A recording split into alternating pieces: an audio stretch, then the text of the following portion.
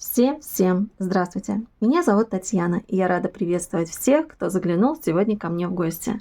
А сегодня вашему вниманию я представляю свое новое платье, которое я назвала «Леди Ника». Само по себе платье несложное в исполнении. Вязать тут, в принципе, можно очень быстро, но почему-то у меня этот процесс немножечко застопорился, потому что была одна задумка, в процессе эта задумка сразу же изменилась, когда я увидела, что это совсем не то, что мне нужно. Ну и то, что платье простое, а здесь лицевая гладь, нужно было продумать, как украсить. Сама по себе пряжа, конечно, она уже берет на себя эту функцию красивого изделия, потому что вот это мерцание пайеток, которое включено в пряжу, оно, конечно, дает свой эффект. Ну и отделка такая вот кружевная, незатейливая отделка, которая также очень красиво украсила это простое платье. Ну и конструкция здесь А-силуэт или трапеция. Вязала я это платье, у меня основная нить была, это пряжа от Атрика, 100% шерсть, здесь в составе 100% меринос, в 50 граммах 430 метров. Я эти моточки перемотала для себя в 3 нити, чтобы удобно было вязать, и добавляла для красоты нить микропайеток на хлопке. Я уже неоднократно говорила об этих микропайетках. Здесь, конечно, цвет не совпал на 100%, но вот эта нить с пайетками, она такой легкий, дает меланжевый эффект. Но даже в цельном изделии, так как после стирки эта пряжа настолько хорошо раскрывается, что она на себя все равно берет основной цвет. Ниточка в пропитке, то есть как бы это чувствуется. После ВТО очень хорошо пряжа раскрывается. Я образец вязала, это уже знала. И как бы ниточка-то сама по себе тонкая. Вот одна ниточка, да, в 50 граммах 430 метров. Но это вообще тонюсенькая. Никакого, конечно же, у меня нет сомнения, что это 100% меринос, потому что вот, посмотрите, обычно вот натуральную нить мы с легкостью можем просто порвать. Здесь вот слегка натяжение крючком, когда я обвязывала, я один раз оторвала, вот так вот подзатянула слегка, и у меня ниточка оторвалась. Значит, думала 3 или 4, 3 нити вполне достаточно, возможно даже и 2, но так как я не хотела никаких подкладов, и это все-таки платье для зимы, а у нас как бы зимы холодные, и в принципе результат, который я хотела, я его получила. Ну а сейчас подробный мастер-класс о том, как связать это платье. И как бы уже владея выкройкой, моими данными, это можно сделать легко и быстро, и успеть связать себе красивое изделие к Новому году. Ну что ж, давайте приступим. Ну а начнем мы с параметров данного платья. Значит, платье связано на 44 размер. Длина платья вместе с обвязкой получилась 87 сантиметров, без обвязки 80 сантиметров. По нижней части юбки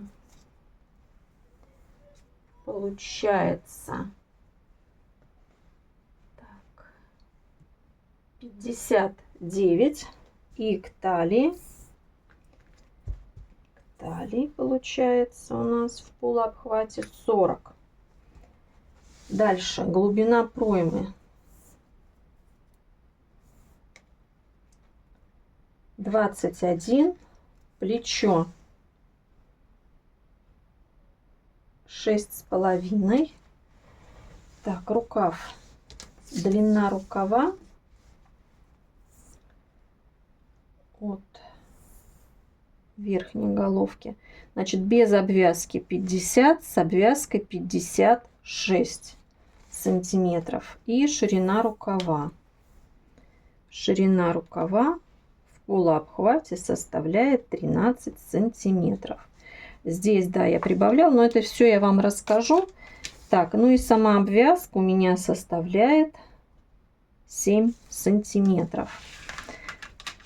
Вес платья вместе с пряжей с пайетками составил 412 граммов. Я вставлю фотографию.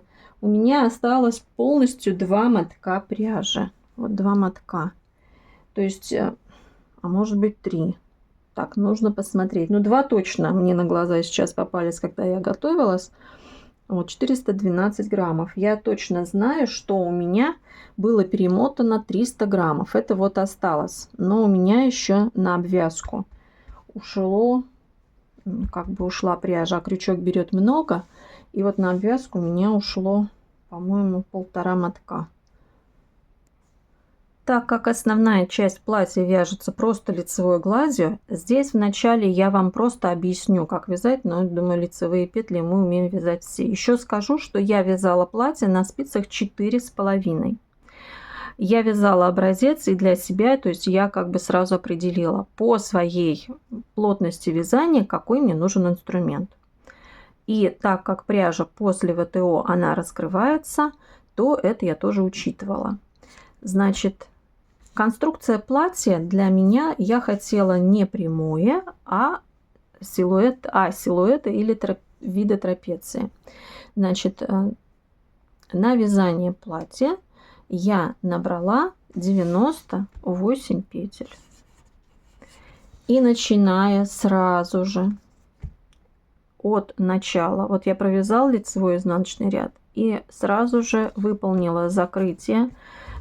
Значит, здесь после лицевой, здесь перед лицевой. 2 петли закрыла, 2 петли закрыла здесь. Провязала 5 рядов и дальше я делала убавки до той поры, пока у меня не стало 72 петли. Вот 72 петли, далее я вязала прямо до того момента, когда нужно было выполнять убавку на пройму. Какой шаг здесь я, значит, для себя вывела? 5, 3, 1. С той и с другой стороны выполнила эти убавки 5, 3, 1, и у меня здесь стало 54 петли. Далее я вязала прямо. Значит, по спинке у меня всегда есть углубление, и я делала скос плеча. Значит, по спинке я выполнила закрытие следующим образом. Провязала 14 петель, 22 петли закрыла, и здесь у меня 14 петель. Так, дальше. Неправильно говорю вам, 16 петель, 32 и 22, 54.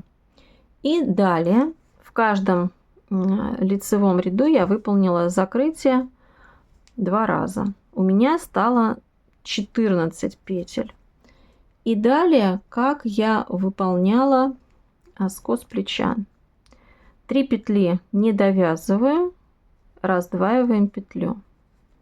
3 петли не довязываем, раздваиваем петлю. И, значит, потом у меня тут получилось тоже 3 петли, раздвоила, и здесь у меня 2 петли осталось. Потом все это на булавочку сняла и выполнила зеркально тоже по этой стороне, точно так же. Если непонятно будет мое объяснение, как вывязывается пройма и скос плеча, я оставлю ссылку на платье жемчужное, там я подробно это все показываю, можно будет посмотреть. По передней части вырез глубже. И здесь просто раньше я выполняла закрытие, и здесь как я выполнила закрытие по горловине. По передней части. Значит, я закрыла по центру 14 петель. Затем я выполняла так же, как и вот здесь, плавное убавление. 2 петли, 2 петли, 2 петли, 2 петли, 2 петли, 2 петли.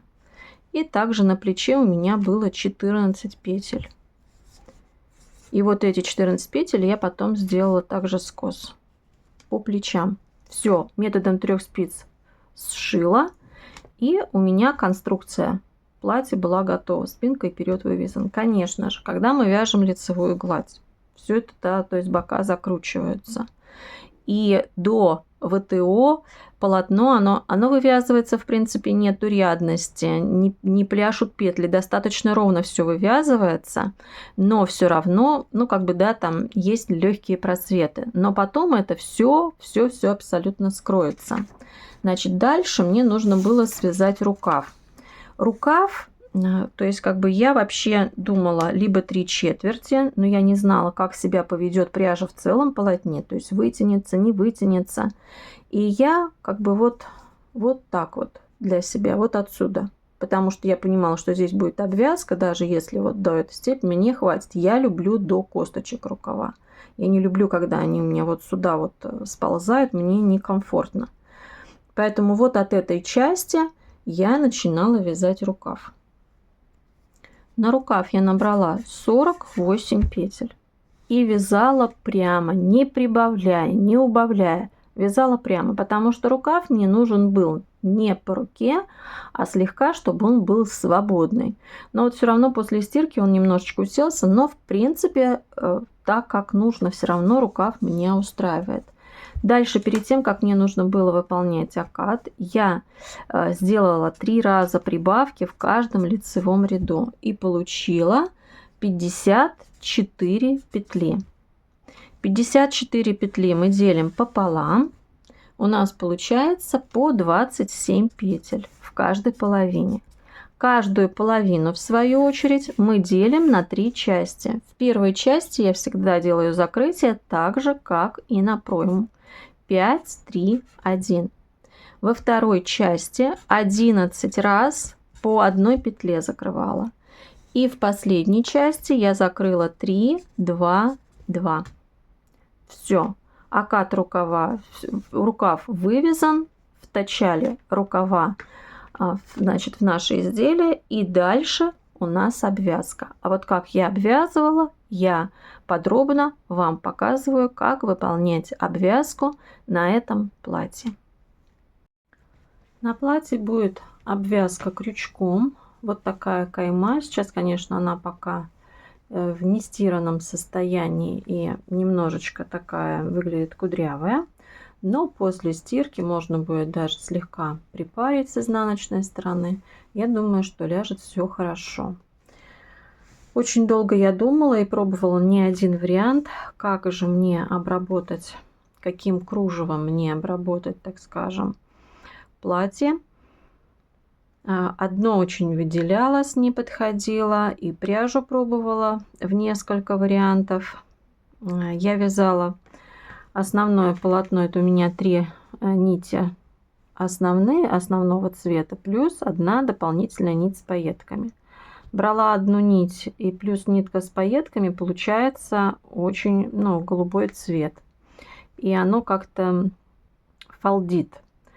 Попробовала 2 нитки и 1 нитку пайеток, толстая. Но в результате я взяла просто 2 основные нити. Немножечко, да, здесь цвет более без меланжа, так скажем, но сильно он не выделяется. И сейчас мы с вами подробно посмотрим, свяжем вот такую вот кайму. Я буду показывать на рукаве. Все то же самое выполняется и по подолу изделия. Первый ряд нужно обвязать столбиками без накида по всему периметру. Следующий ряд, это уже первый ряд у нас идет узора. Вяжем 3 петли подъема, считаем за первый столбик. 1, 2, 3, 4. 2 воздушные петли, пропускаем 2 петельки, в третью провязываем 1, забыла название, 1 пухлый столбик. Значит, первый столбик не довязали, второй не довязали, третий не довязали, а теперь все петли провязываем вместе. 2 воздушные петли, пропускаем 2 петли в основании и провязываем 7 столбиков с одним накидом. И таким образом мы повторяем первый ряд, 7 столбиков с одним накидом, 2 воздушные петли, 1 пухлый столбик, 2 воздушные петли и дальше 7 столбиков с накидом, 2 петли пропускаем. Если вы почувствуете, что стягивается, то тогда лучше пропустить одну петлю. То есть здесь, когда вот первый ряд основного узора провязываем, нужно смотреть, как оно ложится. И в конце мы закончим, у нас получится вот здесь 3 столбика с одним накидом, чтобы вот здесь тоже было 7. Первый ряд я закончила, вот у меня 3 столбика с одним накидом, и в третью петлю подъема я провязываю соединительный столбик, 3 воздушные петли. Здесь у меня будет 6 столбиков, и будут они провязываться не с первого, а со второго столбика. Первый пропускается, но у нас здесь как бы, да, мы начинали с 4 столбиков. Здесь так будет 4 столбика, над каждым столбиком с одним накидом будем провязывать 1 столбик с накидом, всего 4.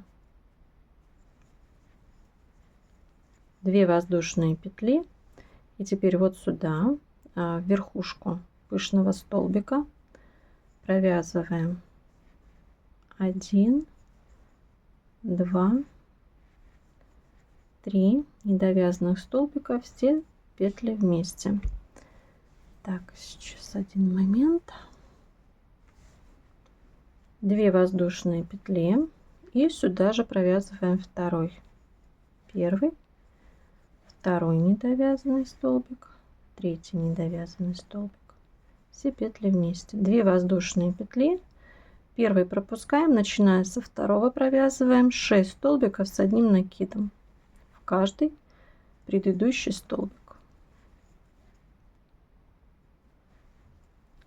И так повторяем по кругу. Третий ряд, закончили второй ряд, 3 петли подъема.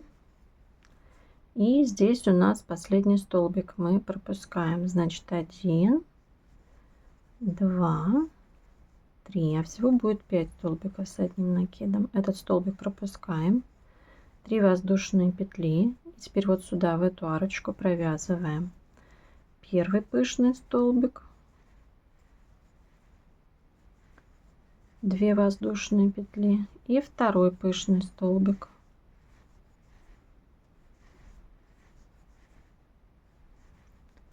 2 воздушные петли. Далее, начиная с первого столбика, провязываем 5 столбиков с одним накидом, 1, 2, так, вот здесь не 2, а 3, извиняюсь, 3 воздушные петли, и теперь 5 столбиков с одним накидом, начиная с первого, 1, 2, 3, 4, 5, 3 воздушные петли, и дальше опять подарочку 2 пышных столбика, между ними 2 воздушные петли, далее 3 воздушные петли, 5 столбиков с одним накидом, и так вяжем по кругу. Четвертый ряд вяжется так же, как и третий. Здесь мы не провязываем. Здесь мы не провязываем первый столбик, то есть мы 3 петли подъема, дальше мы провязываем еще 2 столбика с одним накидом, 3 воздушные петли, под арочку провязываем 2 пышных столбика, между ними 2 воздушные петли.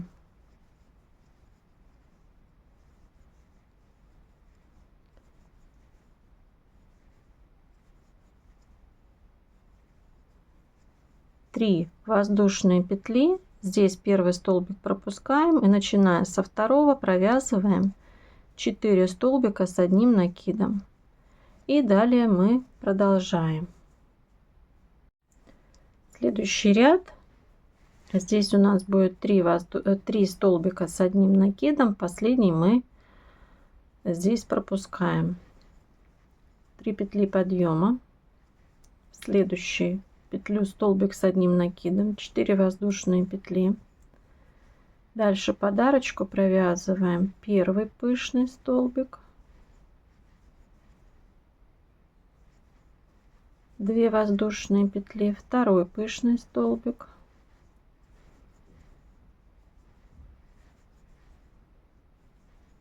2 воздушные петли, третий пышный столбик,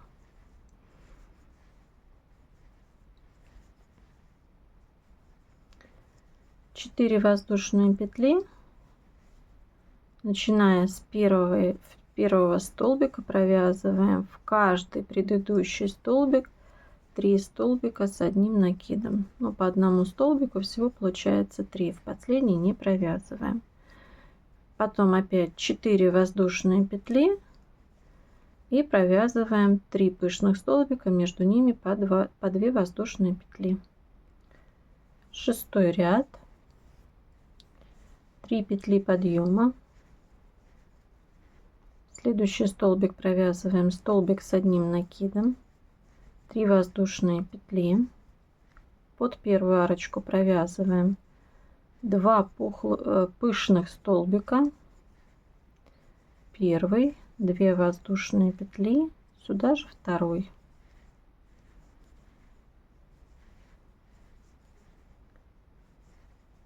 3 воздушные петли и под следующую арочку также провязываем 2 пышных столбика,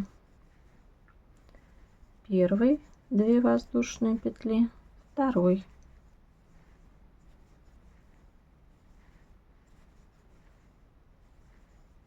3 воздушные петли, первый столбик пропускаем, начиная со второго провязываем в каждую петлю столбик с одним накидом, всего 2, и дальше повторяем. И последний ряд, 7-й, 3 петли подъема, дальше в первую арочку провязываем 2 пышных столбика,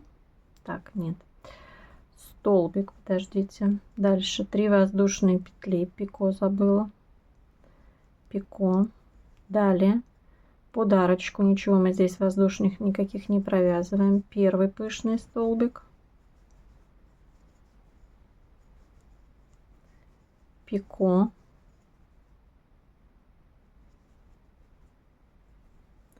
две воздушные петли, второй пышный столбик,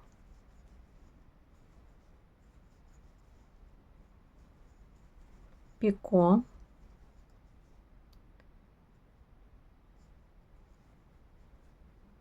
две воздушные петли, в центральную арочку нам нужно 3 пышных столбика провязать, первый недовязанный, второй, третий, все петли вместе, пико, 2 воздушные петли сюда же, 1, 2, 3, пико,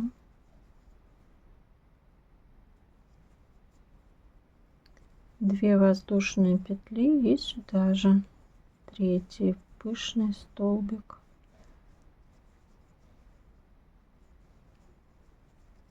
пико,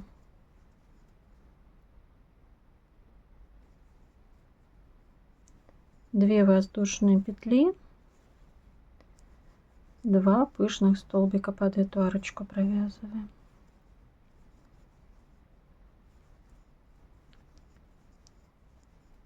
И каждый раз у нас в завершении столбика провязывается пико, 2 воздушные петли и второй пышный столбик.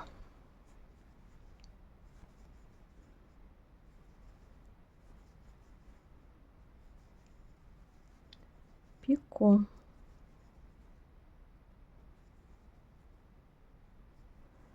Дальше в первый столбик провязываем столбик с одним накидом, пико,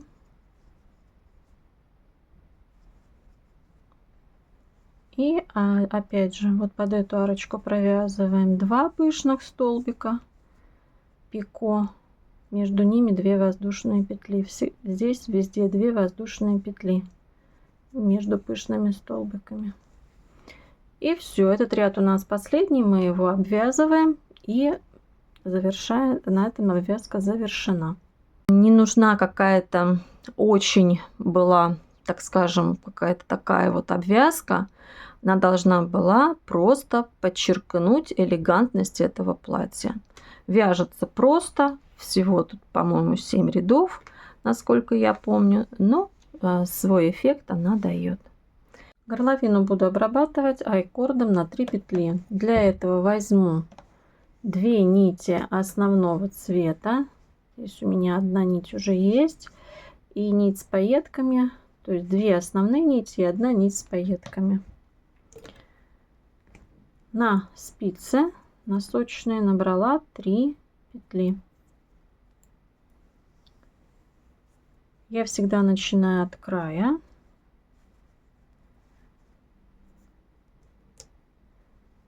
И здесь мне нужно 1 петлю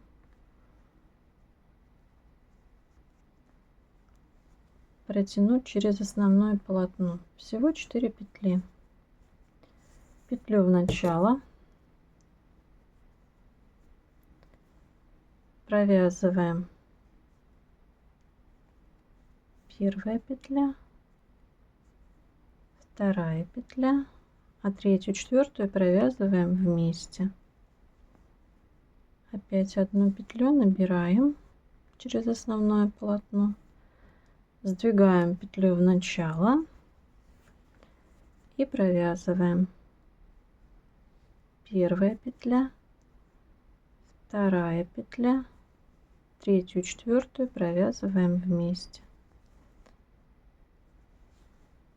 Через основное полотно протянули петельку, сдвинули петельку спицу в начало и опять 1, 2, третью, четвертую провязываем вместе. И вот так вот по кругу. Мы сейчас по кругу всей горловины делаем такую обвязку. В конце, когда дойдем до сюда, трикотажным швом соединяем эти 2 детали. И на этом все. Вдохновляйтесь, творите, создавайте, будьте неповторимы. Ну а я с вами прощаюсь совсем ненадолго. До новых встреч. Пока-пока.